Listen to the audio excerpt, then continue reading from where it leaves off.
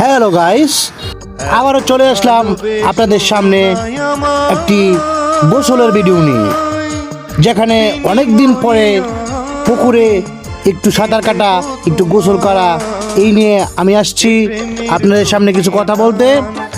আজকে সকালে পুকুরে অনেক দিন পর পুকুরে গিয়ে একটু সাঁতার কাটলাম, একটু ডুবাইলাম, অনেক ফ্রেশ লাগতেছে।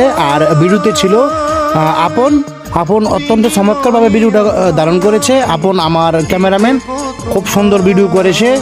আর হ্যাঁ, ভিডিওতে অবশ্যই লাইক করে দিবেন। আপন বলতেছে, আপন তুমি কিছু বলো। ভিডিওতে লাইক সাবস্ক্রাইব করে দেন, লাইক, কমেন্ট এবং শেয়ার করে দিন ভিডিওতে।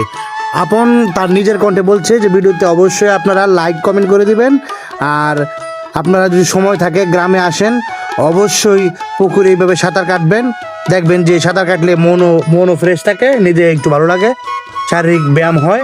সাঁতার কাটা অনেক ভালো একটা ব্যায়াম, কি বলো আপন? তো অত্যন্ত চমৎকার ভিডিও ধারণ করছে আপন। আপন তুমি আর কিছু বলবা? আপন একটা গান গাও তুমি, ওই যে কোনো একটা গান।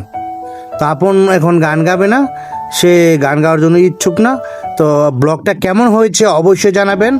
আর গ্রামে আসলে অবশ্যই পুকুরে এইভাবে সাঁতার কাটবেন, দেখবেন যে মনও ফ্রেশ লাগবে আর শরীরও হালকা ফিজিক্যাল এক্সারসাইজ হবে।